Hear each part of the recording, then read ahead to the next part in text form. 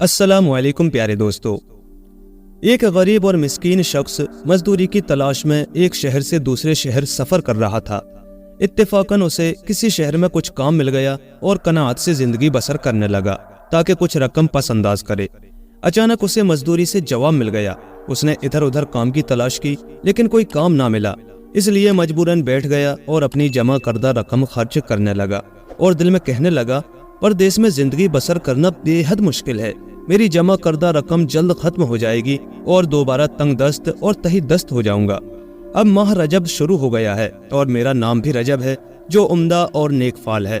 बेहतर होगा कि अपने शहर लौट जाऊं और बाकी मांदा रकम खरीदो फरोख्त में लगा दूं और अपने दोस्तों के हमरा आराम से रहूं। रजब ने उसी रात अपना सामान बांधा और रकम भी उसी में छुपा कर एक गठरी बना ली। उसके बाद अपने साथी के पास गया जो उसकी तरह मुसाफिर था और इकट्ठे ही किराए के मकान में रहते थे। रजब ने अपने साथी को खुदा हाफिज कहा और शहर के बाहर कारवा सराय में जाकर कयाम कर लिया ताकि दूसरे दिन सुबह काफिले के हमरा अपने वतन रवाना हो।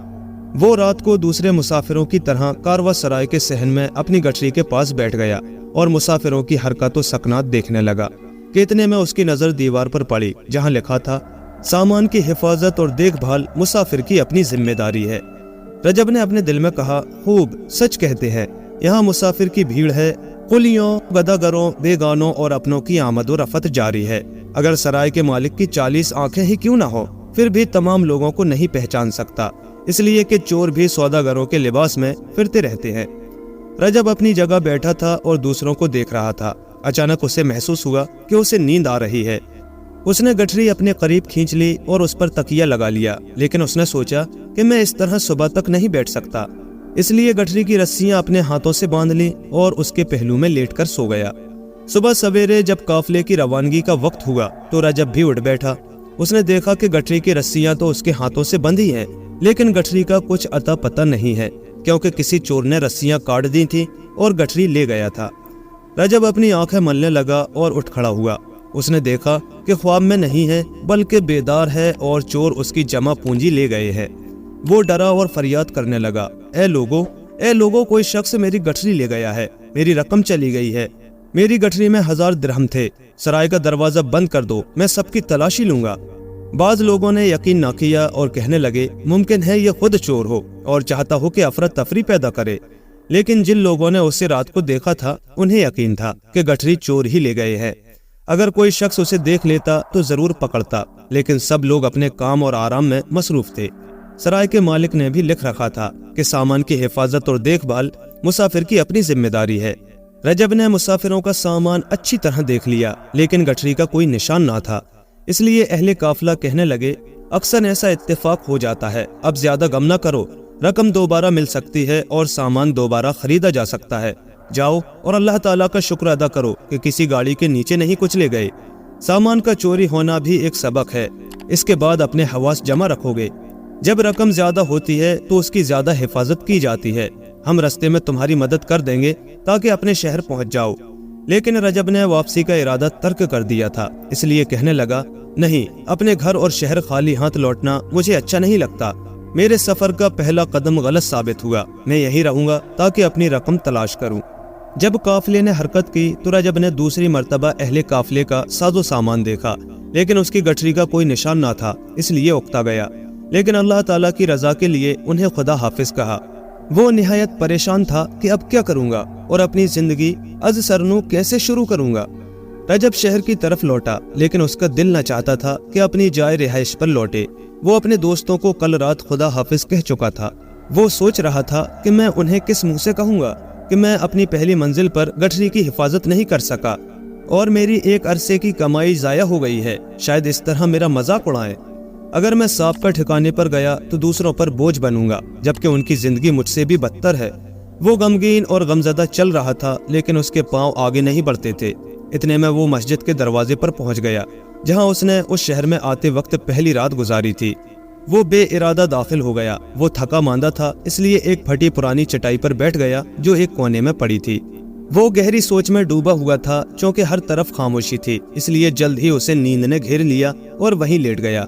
लेकिन अभी वो ख्वाब और बेदारी की हालत में था कि ऐसे के टिक टिक की आवाज से उठ बैठा। یہ ایک نابینا گداگر تھا جس کو رجب نے کئی مرتبہ اس شہر میں دیکھا تھا۔ نابینا حوض کے کنارے کھڑا ہو گیا اور کہا، اے بھائی، اے بہن۔ چونکہ نماز کا وقت نہ تھا اور رجب کے علاوہ کوئی شخص وہاں نہ تھا، اس لیے اس نے اپنے دل میں کہا، گداگر کیا چاہتا ہے؟ شاید رقم مانگتا ہوگا، اس کے علاوہ اس کا یہاں کیا کام ہے؟ رجب نے کوئی جواب نہ دیا۔ اتنے میں گداگر نے دوبارہ اپنا عصا زمین پر مارا اور کہا، کوئی شخص یہاں موجود ہے؟ رجب پھر بھی خاموش رہا اور سوچنے لگا، نہیں، یہاں کوئی نہیں ہے۔ اگرچہ رجب یہاں موجود ہے لیکن وہ تو خود پھوٹی کوڑی کا محتاج ہے۔ جب گداگر نے محسوس کیا کہ یہاں کوئی شخص موجود نہیں ہے تو دالان کی طرف بڑھ گیا جہاں اکثر بے گھر مسافر رات بسر کرتے تھے۔ وہاں پہنچ کر بھی اس نے لوگوں کو آوازیں دی اور کہا، اے بھائیو، کوئی شخص موجود نہیں ہے جو میری رہنمائی کرے اور رستہ بتائے؟ رجب نے اپنے دل میں کہا، معلوم ہوتا ہے گداگر اس جگہ سے واقف ہے، اگر ایسا نہ ہوتا تو سیدھا دالان کی طرف نہ جاتا۔ معلوم ہوتا ہے اس وقت رات کو کسی خاص غرض اور مقصد کے لیے آیا ہے۔ یہ بھی نہیں ہو سکتا کہ شہر اور کوچوں کو چھوڑ کر گداگری کے لیے مسجد میں آ جائے۔ شاید اس کا کوئی خاص مقصد ہوگا۔ رجب نے چاہا کہ اٹھ کر اس کی مدد کرے۔ جو ہی رجب دالان کے قریب پہنچا تو اس نے دیکھا کہ نابینا اب بھی لوگوں کو آواز دے رہا ہے اور کہہ رہا ہے، یہاں کون سویا ہے؟ مجھے جائے نماز لا دو۔ رجب نے دل میں کہا، بس بیچارہ نماز پڑھنا چاہتا ہے، بہتر ہوگا کہ اس کی مدد کروں۔ رجب بھی بغیر آواز دیے دالان میں پہنچ گیا اور چاہا کہ نابینا کے سوال کا جواب دے، لیکن کسی مصلحت کی وجہ سے خاموش رہا۔ نابینا نے دوبارہ کہا، یہ کون ہے جو سانس لے رہا ہے؟ لیکن جواب نہیں دیتا۔ رجب ڈر گیا اور اپنے آپ سے کہا، اب جب کہ نابینا سختی سے بات کر رہا ہے تو میرے لیے مناسب نہیں ہے کہ اس کے قریب جاؤں، اس لیے اپنا سانس روک کر ستون کے کنارے کھڑا ہو گیا۔ گداگر کچھ آگے بڑھا اور کان کھڑے کر دیے، لیکن اسے کچھ سنائی نہ دیا۔ جب اسے یقین ہو گیا کہ دالان میں کوئی شخص موجود نہیں ہے تو واپس لوٹ کر دالان کا دروازہ بند کر دیا اور دروازے کو اپنے عصے کے سہارے روک دیا تاکہ اگر کوئی شخص دروازہ کھولے اور اندر آئے تو عصے کے گرنے سے خبردار ہو سکے۔ نابینا آگے بڑھا اور مسجد کے محراب کے قریب آ گیا اور نہایت تیزی سے سنگریزوں کی تھیلی اور چند پھٹی پرانی کتابیں طاقچے سے اٹھائیں اور فرش پر رکھ دیں اور پلاس کی مدد سے فرش سے اینٹیں اکھیڑنے لگا جس سے چھوٹا سا گڑھا بن گیا۔ نابینا نے گڑھے سے ایک چمڑے کی تھیلی نکالی اور جیب سے کچھ نکال کر تھیلی میں رکھ دیا اور دوبارہ گڑھے میں ڈال کر اس پر اینٹیں اور فرش بچھا دیا اور فرش کے کونوں کو اچھی طرح دیکھ لیا۔ نیز کتابیں اور دوسری چیزیں بھی طاقچے میں رکھ دیں اور کچھ دیر بیٹھ کر دالان میں آ گیا اور خاموشی سے لیٹ گیا تاکہ اچھی طرح سمجھ لے کہ یہاں پر کوئی شخص موجود ہے یا نہیں۔ جب اسے پوری طرح تسلی ہو گئی تو جس راستے سے آیا تھا اسی پر واپس چلا گیا۔ جب گداگر چلا گیا تو رجب کئی طرح کے وسوسوں میں ڈوب گیا کہ جا کر دیکھے کہ تھیلی میں کیا چیز ہے۔ وہ آگے بڑھا اور اسی ترتیب سے سنگریزوں کی تھیلی اور کتابیں ایک طرف رکھ دی اور نہایت احتیاط سے فرش کی اینٹیں اکھیڑ کر ایک طرف رکھ دی اور تھیلی گڑے سے نکال لی۔ اس تھیلی میں 13 چھوٹی چھوٹی تھیلیاں موجود تھیں جو سب کی سب رقم سے بھری تھیں۔ رجب نے تھیلی بغل میں دبا لی اور فرش کو اسی ترتیب سے ہموار کر دیا اور مسجد کے پچھواڑے جا پہنچا جہاں ہر طرف خاموشی تھی۔ اس نے رقم گنی تو دیکھا کہ اس میں 1300 دینار موجود ہے، اس لیے کہنے لگا، یہ رقم تو میرے اثاثہ کے عین مطابق ہے جو چور لے گیا ہے۔ میری گٹھری میں بھی 1000 دینار نقد اور دوسرے سامان کی قیمت 300 دینار تھی۔ رجب سوچنے لگا کہ اللہ تعالیٰ نے مجھ پر رحم کیا ہے اور اس رحمت کے فرشتے کے ذریعے میری رقم واپس مل گئی ہے۔ لیکن نہیں، اگر یہ گداگر غیبی فرشتہ ہوتا تو اسے فرش میں دفن نہ کرتا، بلکہ مجھے آواز دیتا اور کہتا، آؤ رجب، یہ رقم لے لو۔ ہاں، اب مجھے کیا کرنا چاہیے؟ اگر یہ رقم لیتا ہوں تو اسے لوٹانے کے لیے مجھے کافی وقت کی ضرورت ہوگی اور یہ نہایت ظلم ہوگا کہ نابینا گداگر کی رقم لے لوں۔ وہ بیچارہ گداگری کرتا ہے اور میں اس کی رقم لے کر بھاگ جاؤں، اللہ تعالیٰ کو یہ بات پسند نہ ہوگی۔ ہاں، اگر یہ رقم بطور قرض لے لوں تو کیسا ہوگا؟ وہ تو گداگر ہے اور لوگ اسے رقم دیتے رہیں گے، لیکن میں تو گداگری بھی نہیں کر سکتا۔ ممکن ہے اس کی جمع پونجی اور بھی ہو جسے اپنے گھر یا کسی دوسری جگہ چھپا رکھا ہو۔ بہرحال ایسا معلوم ہوتا ہے کہ اسے کسی پر اعتماد نہیں ہے اور نہ ہی اسے کوئی امانت دار مل سکا ہے، اس لیے اپنی جمع پونجی چھپا دیتا ہے۔ بلکہ میں اس رقم کا زیادہ مستحق ہوں، نیز قرض لینا گناہ بھی نہیں ہے۔ اگر میں اس کے پاس جا کر قرض مانگتا ہوں تو مجھے صاف انکار کر دے گا، پس سردست بغیر اجازت رقم لے لیتا ہوں اور جب میرے پاس زیادہ رقم ہوگی تو اسے تلاش کر کے لوٹا دوں گا۔ रजब ने थैली बगल में दबा रखी थी। वो आगे बढ़ा और अपने आप को तसल्ली देते हुए कहने लगा, मेरे लिए इस मामले का फैसला इतना जल्द मुमकिन नहीं है। अल्लाह ताला ने गदागर को इसलिए भेजा है कि मेरी मदद करे। यही वजह है कि अल्लाह ताला ने मुझे थका दिया था और मस्जिद में बिठा दिया था ताकि अपना माल हासिल कर लूं। हाँ, जब कोई शख्स बुराई करता है तो खुद शैतान बन जाता है और अपने आप को धोखा देता है। इस तरह रजब ने भी अपनी दिल सोजी और परेशानी के बावजूद अपने आप को तसल्ली दी और वहाँ से चल दिया।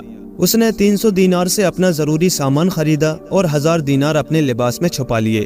अब वो अपनी साबका मंजिल पर ना गया और उस शहर से निकलने की तैयारी करने लगा, लेकिन फिर भी अपने काम से सख्त शर्मिंदा और नाराज था।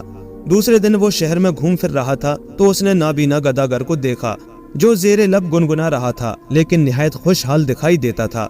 रजब ने उसका ताक़ुब किया जो मस्जिद की तरफ बढ़ रहा था। जब वहां पहुंचा तो गुज़िश्ता रात की तरह अपना काम अंजाम देने लगा और उसका हाथ गले में पहुंच गया।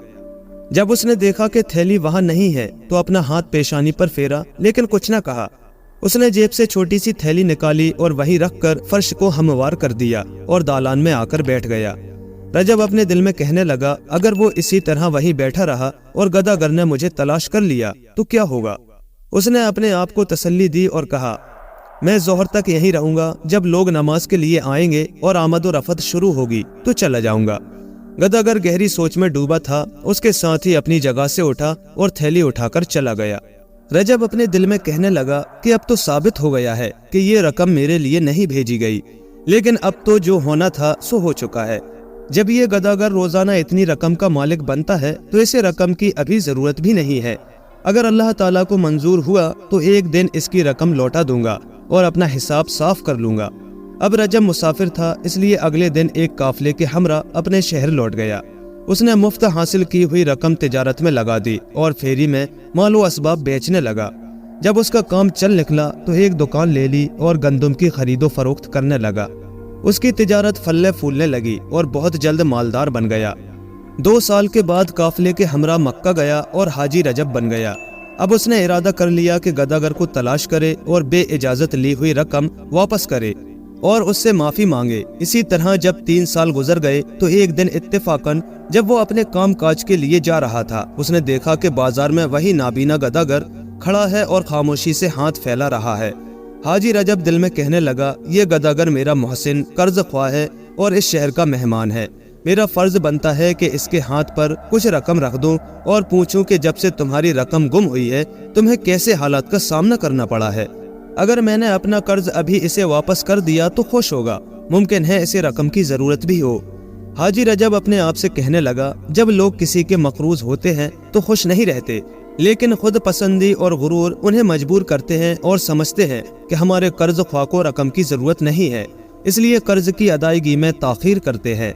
बहरहाल हाजी रजब आगे बढ़ा और नाबीना के हाथ में एक सिक्का रख दिया और सोचने लगा, जब मैं इससे असल मौजू पर बात करूंगा तो लाजमी तौर पर खुश होगा और कहेगा, नहीं जनाब, मेरी रकम वापस नहीं मिली।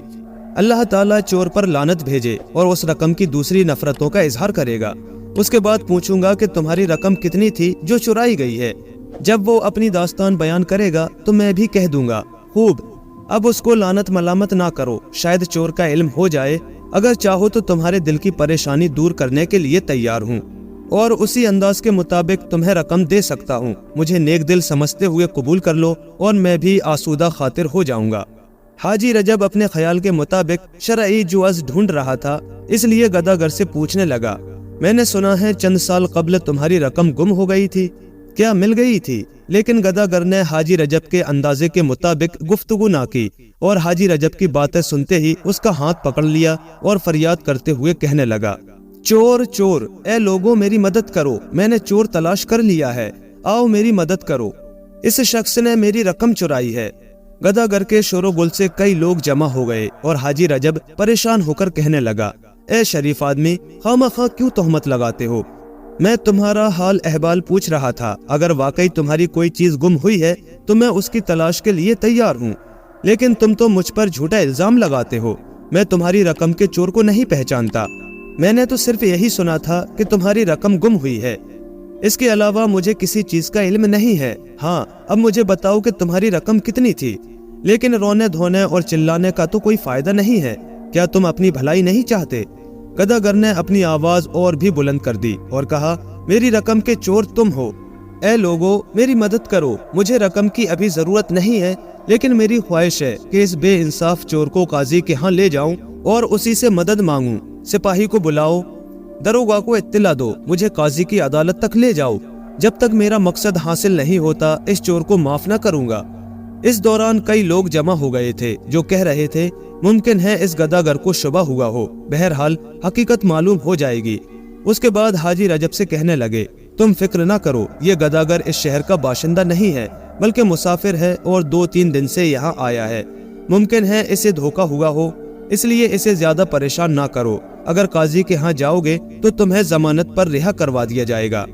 سپاہی اور دروگا کو اطلاع دے دی گئی۔ سپاہی آئے اور نابینا گداگر اور حاجی رجب کو دروگا کے پاس لے گئے۔ گداگر نے کہا، 3 سال قبل میری رقم چرائی گئی ہے، اب میں نے چور پکڑ لیا ہے اور آپ کے سامنے ہے، اس لیے بہتر ہوگا کہ اسے قاضی کے ہاں لے جاؤں اور اپنا مقدمہ ثابت کروں۔ حاجی رجب کہنے لگا، خواہ خواہ مجھ پر الزام لگایا جا رہا ہے، میں چاہتا تھا کہ اس کی مدد کروں، اس لیے کہ میں نے سن رکھا تھا کہ اس کی رقم گم ہوئی ہے۔ میری خواہش ہے کہ محض اللہ تعالیٰ کی رضا کے لیے اس کی پریشانی دور کروں۔ مجھے کیا معلوم تھا کہ مجھ سے الجھ پڑے گا، تہمت لگائے گا اور میری عزت برباد کرے گا۔ اس شہر میں میرا اچھا خاصا کاروبار ہے، مجھے چوری کی کیا ضرورت ہے؟ بہتر ہوگا کہ قاضی کے پاس جائیں۔ مجھے بھی اس شخص سے شکایت ہے، مسخرہ بازی نہیں ہے۔ کیا گداگر کی امداد کرنا گناہ تو نہیں ہے؟ خواہ خواہ کے جھگڑوں یا شور شرابے سے رقم نہیں مل سکتی۔ دروگا نے مجبوراً انہیں قاضی کے پاس بھیج دیا۔ قاضی نے دونوں کی شکایت اور بیانات سنے اور گداگر سے کہا، اس شخص کا ہاتھ چھوڑ دو، میں اس کا ضامن ہوں، اب یہ بھاگ نہیں سکتا، میں معاملے کی تحقیق کروں گا۔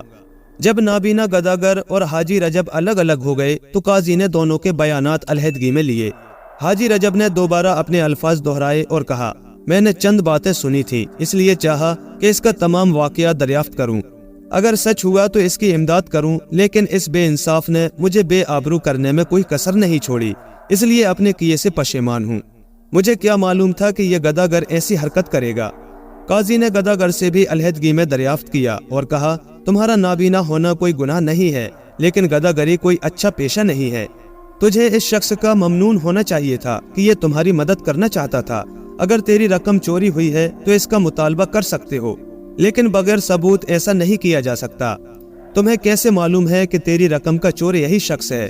گداگر نے کہا، جناب، میرے پاس پورا ثبوت اور دلیل موجود ہے۔ مجھے معلوم ہے کہ جو شخص برا کام کرتا ہے، چاہے وہ کتنا ہی بے انصاف کیوں نہ ہو، وہ ذہنی اور دلی طور پر پریشان رہتا ہے، بلکہ ایسا شخص اپنی ذات سے بھی شرمندہ ہوتا ہے اور چاروں ناچار ہاتھ پاؤں مارتا ہے تاکہ خوف اور ڈر سے رہائی حاصل کرے۔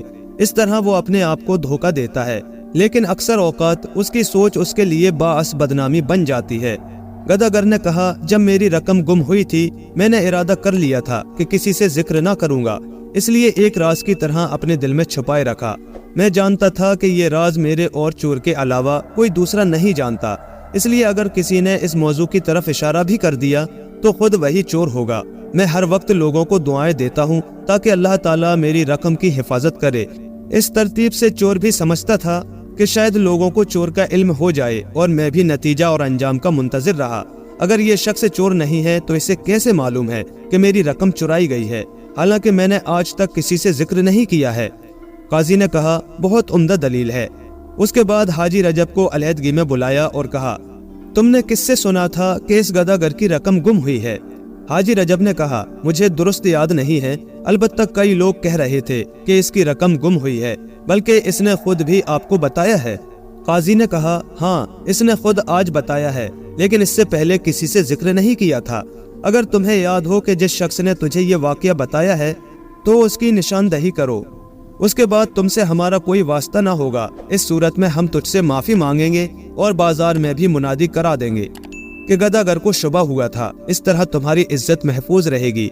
حاجی رجب کہنے لگا، میں کسی کا نام نہیں لے سکتا، اس لیے کہ مجھے یاد نہیں ہے کہ میں نے کہاں سے سنا تھا۔ قاضی نے کہا، اس طرح تم پر الزام ثابت ہو سکتا ہے۔ اب اس کے حل کی 2 صورتیں ہیں، یا تو تجھے نظر بند رکھا جائے تاکہ معاملہ صاف ہو سکے، لیکن تمہاری نظر بندی سے شور و گل ہر طرف پھیل جائے گا جو تمہارے لیے باعث بدنامی ہوگا۔ ہاں، ایک دوسری صورت بھی ہے کہ تم جو کچھ جانتے ہو اس کا اعتراف کرو اور ہمیں چور کا اتا پتہ بتا دو تاکہ ہم معاملے کی تہ تک پہنچ سکیں اور رقم بھی اس کے مالک کو واپس مل جائے۔ بہرحال تمہاری بہتری اسی میں ہے کہ چور کی تلاش میں ہماری مدد کرو۔ حاجی رجب نے کچھ سوچا اور قاضی سے کہا، میں دیکھ رہا ہوں کہ کام مشکل بنتا جا رہا ہے۔ اب جب کہ معاملہ یہاں تک پہنچ گیا ہے تو سچائی سے بہتر کوئی چیز نہیں ہے۔ میری زندگی کی داستان یہ ہے کہ میں نے مسجد سے اس دن رقم اٹھا لی تھی، اس لیے کہ میں اپنے آپ کو مستحق سمجھتا تھا اور سمجھتا تھا کہ رقم قرض کے طور پر لی ہے۔ آج بھی میرا ارادہ بھلائی کا تھا اور چاہتا تھا کہ اپنے فعل کی تلافی کروں اور حلال کروں، لیکن مجھے اتنا معلوم نہ تھا کہ معاملہ یہاں تک پہنچ جائے گا۔ اب آپ جو حکم دیں مجھے منظور ہے۔ گداگر کی رقم 1300 دینار تھی، اب میں 1500 دینار دینے کے لیے تیار ہوں تاکہ معاملہ دب جائے اور میری عزت بھی بچی رہے۔ قاضی نے کہا، بارک اللہ، ہمیشہ نجات سچائی میں ہوتی ہے۔ اب اپنی بات مختصر کرو، اس لیے کہ ہمارے بھی کئی کام ہیں۔ حاجی رجب سے 1500 دینار لیے گئے تاکہ گداگر کو دیے جائیں، لیکن گداگر کہنے لگا، یہاں تک تو کام درست ہو گیا ہے۔ انہوں نے کہا، بہت خوب، یہ رقم لے لو اور یہاں دستخط کر دو یا انگوٹھا لگا دو۔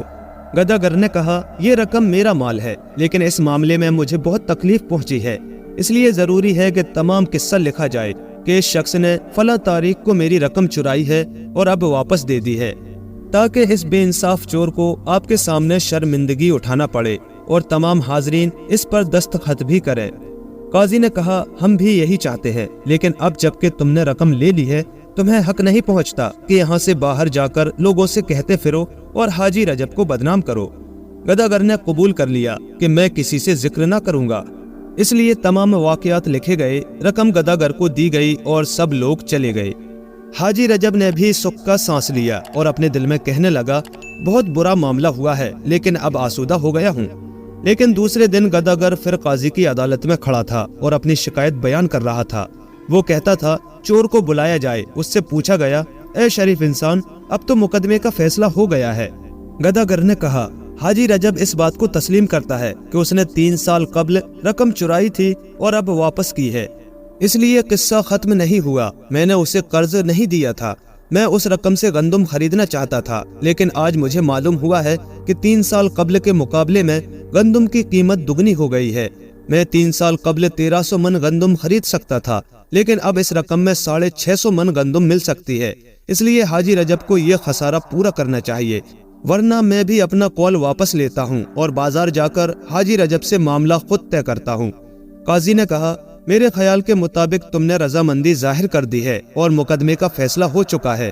اگر تم ضد کرتے ہو تو اسے بلا لیتے ہیں، تاہم خواہ خواہ جھگڑا مول لینے میں کوئی فائدہ نہیں ہے۔ گداگر نے کہا، میں نے اصل زر وصول کر لیا ہے اور رسید بھی دے دی ہے، لیکن میرے خیال میں ابھی تک گائے کا سر مٹکے میں پھنسا ہوا ہے۔ حاجی رجب آیا اور کہنے لگا کہ یہ شخص اب کیا کہتا ہے؟ انہوں نے کہا، یہ کہتا ہے میں نے یہ رقم گندم خریدنے کے لیے جمع کی تھی، لیکن اب گندم کی قیمت دگنی ہو گئی ہے۔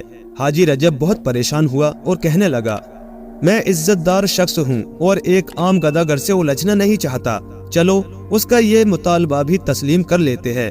وہ رقم مجھے واپس دے دے اور 1300 من گندم لے کر چلا جائے۔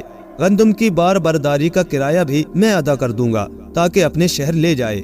گداگر نے کہا، میں کسی چور سے کوئی چیز نہیں خریدتا اور اپنی حلال رقم حرام نہیں کرتا، میں اپنا خسارہ نقدی کی صورت میں پورا کروں گا اور سمجھوں گا کہ اپنا حق لے لیا ہے۔ حاجی رجب بہت پریشان تھا، لیکن رسوائی کی روک تھام بھی ضروری سمجھتا تھا، اس لیے کہنے لگا، آؤ بابا، یہ 1300 دینار مزید لے لو، اب جاؤ اور حاجی رجب کے حق میں دعا کرو۔ دونوں نے خوشی کا سانس لیا اور چلے گئے۔ دوسرے دن صبح نابینا گداگر پھر قاضی کی عدالت میں آ گیا اور کہنے لگا، مجھے رقم مل گئی ہے، اس لیے چاہتا ہوں کہ گندم خریدوں۔ قاضی نے کہا، ہاں شوق سے خریدو، لیکن یہاں کس لیے آئے ہو؟ گداگر نے کہا، مجھے حاجی رجب سے شکایت ہے۔ قاضی نے کہا، تجھے اب کون سی شکایت ہے؟ تم نے تو کھیل تماشا بنا لیا ہے اور روزانہ نیا مقدمہ دائر کر دیتے ہو۔ مقدمے کا فیصلہ ہو چکا ہے، اب تمہیں کوئی حق نہیں پہنچتا کہ حاجی رجب کی ذات سے ناجائز فائدہ اٹھاؤ۔ وہ شریف انسان ہے، اس لیے اس نے تجھے دگنی رقم دے دی ہے۔ ہاں، اب کیا کہنا چاہتے ہو؟ گداگر نے کہا، حاجی رجب نے تمام مطالبات تسلیم کر لیے ہیں اور مجھے دگنی رقم دے دی ہے، اور آپ کے قول کے مطابق وہ شریف اور اچھا انسان بھی ہے۔ لیکن کیا میں انسان نہیں ہوں؟ کیا مجھے حق نہیں پہنچتا کہ آسودگی سے زندگی بسر کروں؟ کیا میری پیشانی پر لکھا ہے کہ ہمیشہ گداگری کروں؟ کیا میں گندم کی خرید و فروخت نہ کروں اور عزت سے زندگی بسر کروں تاکہ اچھا انسان بنوں؟ اسے کہا گیا کیوں نہیں، تمہیں بھی حق حاصل ہے، ہم بھی چاہتے ہیں کہ تجھے یہی باتیں کہیں کہ گداگری نامناسب اور غیر شرعی پیشہ ہے۔ اس سے سوائے سستی اور بے شرمی کے کچھ حاصل نہیں ہوتا، بلکہ صحت مند لوگوں کو اس پیشے سے جرمانہ بھی کیا جاتا ہے۔ ہاں، تجھے اپنی رقم مل گئی ہے، جاؤ اور اپنے کام میں لگ جاؤ اور گداگری نہ کرو۔ اب حاجی رجب سے تمہیں کیا لینا ہے؟ گداگر نے کہا، یہی حاجی رجب میری بدبختی کا سبب بنا ہے۔ میں 3 سال قبل چاہتا تھا کہ گداگری سے اپنا ہاتھ کھینچ لوں اور گندم فروشی کروں، لیکن یہ بے انصاف چور میری جمع پونجی لے گیا، اس لیے مجھے مجبوراً مزید 3 سال گداگری کرنا پڑی۔ اس دوران کئی تکلیف کا سامنا کرتا رہا اور چور کی گرفتاری کی فکر میں مبتلا رہا۔ ہاں جناب قاضی، میں 3 سال تمام لوگوں سے بدظن رہا، اس طرح میری عمر کے 3 قیمتی سال تباہ ہو گئے ہیں۔ میں نے حاجی رجب سے کوئی برائی نہیں کی، لیکن اس نے تو مجھ سے برائی کی ہے۔ بے شک اس نے میری رقم لوٹا دی ہے، لیکن میری عمر کے 3 سال نہیں لوٹائے، میرے 3 سالوں کی پریشانی کی تلافی نہیں کی۔ اس نے میرے 3 سالوں کی بے خوابی اور پریشان حالی کا کوئی علاج نہیں کیا، بلکہ 3 سال کی گداگری کا بوجھ میری گردن پر ڈال دیا۔ جناب قاضی، اب میں اپنے 3 سالوں کے غیر معقول اور غیر شرعی کاموں کے جرمانے کا دعویٰ کرتا ہوں۔ میں چاہتا ہوں کہ میرا یہ خسارہ پورا کیا جائے اور یہ خسارہ حاجی رجب ادا کرے یا میری عمر کے 3 سال مجھے لوٹا دے۔ قاضی اور اس کے ساتھی ہنسنے لگے اور حاجی رجب کو حاضر ہونے کا حکم دیا۔ قاضی اور اس کے ساتھیوں نے حاجی رجب سے کہا، دیکھو گداگر کی باتیں تمہارے خیال میں درست ہے یا نہیں؟ حاجی رجب کو ایک طرف اپنی عزت کا خطرہ محسوس ہو رہا تھا اور دوسری طرف جواب دینے کے لیے اس کے پاس الفاظ نہ تھے، اس لیے مجبوراً کہنے لگا، گداگر کی باتیں درست ہیں۔ اس لیے گداگر سے کہنے لگا، جناب محترم، چھلکے اور خال اتار کر صاف صاف کہو کہ آپ کتنی رقم کے عوض اپنی رضامندی کا اظہار کرو گے تاکہ میرا پیچھا نہ کرو اور اپنے کام میں مشغول ہو جاؤ۔ گداگر نے کہا، تو نے میری رقم چرائی اور مجھے سوائے گداگر کے کہیں کا نہ چھوڑا، بلکہ تم اس رقم کی بدولت اس مرتبے پر پہنچ گئے۔ اگر تم سچ پوچھتے ہو تو سرمایہ میرا تھا اور کام تم نے کیا۔ اگر تمہارا اثاثہ آدھا آدھا بانٹ لیں تو میں بھی تمہاری طرح مالدار بن سکتا ہوں۔ حاجی رجب نے کہا، اب تم خود ہی دیکھ رہے ہو کہ کتنے بے انصاف انسان ہو۔ گداگر نے کہا، بے انصاف تو تم خود ہو کہ ایک نابینا گداگر کی رقم چرا لی۔ میں اس دن تمہارے لیے رحمت کا فرشتہ تھا، لیکن اب عذاب کا فرشتہ ہوں۔ اگر تو نے اس دن برائی نہ کی ہوتی تو آج گرفتار نہ ہوتے۔ اگر میں غلط کہہ رہا ہوں تو میری بات کی تردید کرو، ورنہ میرا حق ادا کرو، یا پھر اب بھی ہو سکتا ہے کہ میری زندگی کے 3 سال مجھے لوٹا دو تاکہ جوان تر بن کر اپنے کام کاج کے لیے جاؤں اور اپنی رقم سے تجارت کروں۔ حاجی رجب نہایت پریشان تھا کہ اس بد مزاج گداگر سے کیا کہے۔ اس نے کچھ سوچا اور کہا، میں نے جس دن تمہاری رقم اٹھائی تھی میں تجھ سے بھی زیادہ بے یار و مددگار اور مستحق تھا۔ میری رقم قافلے سرائے میں چرا لی گئی تھی جو 1300 دینار تھی، اس لیے اس حادثے نے مجھے اس کام پر مجبور کر دیا اور تمہاری رقم بطور قرض لے لی۔ لیکن اب تمہاری باتیں درست نہیں ہیں، میں تمہیں جوان نہیں بنا سکتا اور نہ ہی اپنا نصف سرمایہ تمہارے حوالے کر سکتا ہوں۔ اگر میں نے اس دن برائی کی ہے تو تم آج برائی کر رہے ہو۔ ہاں، میں اپنی برائی سے پشیمان ہوں، اس لیے تم بھی بے انصافی نہ کرو۔ البتہ میں اس بات کے لیے تیار ہوں کہ تمہاری خوشحالی کے لیے ہمارے پاس جو کچھ موجود ہے ایک دوسرے کے اوپر رکھ دیں اور شراکت میں کام شروع کر دیں۔ تو نے گداگری کی ہے اور میں نے چوری کی ہے، ہم دونوں کا کام ایک دوسرے سے ملتا جلتا ہے۔ شاید تم اکیلے گندم فروشی نہ کر سکو گے، لیکن میں یہ کام کر سکتا ہوں۔ اگر ہم دونوں اچھے انسان بن کر رہیں تو ہماری خوب گزرے گی۔ ہاں، یہ تو تم نے نہیں بتایا کہ تمہارا نام کیا ہے؟ گداگر نے کہا، شعبان۔ حاجی رجب نے کہا، بہت خوب، میں رجب ہوں۔ ہمارے پاس جو کچھ ہے اکٹھا ملا لیتے ہیں اور اپنا تجارتی نام رجب اور شعبان گندم فروش رکھ لیتے ہیں۔ کیا اب راضی ہو؟ گداگر نے کہا، اب ایک چیز باقی رہ گئی ہے۔ میری کچھ رقم رمضان کے پاس ہے، اگر اسے بھی اپنے ہمراہ شامل کر لیں اور تینوں ہم نوالا اور ہم پیالہ بن جائیں تو خوب گزرے گی، بلکہ رمضان کا کام بھی چل پڑے گا۔ اس نے بھی بڑی سختیاں برداشت کی ہیں۔ رجب نے پوچھا، یہ رمضان کون ہے؟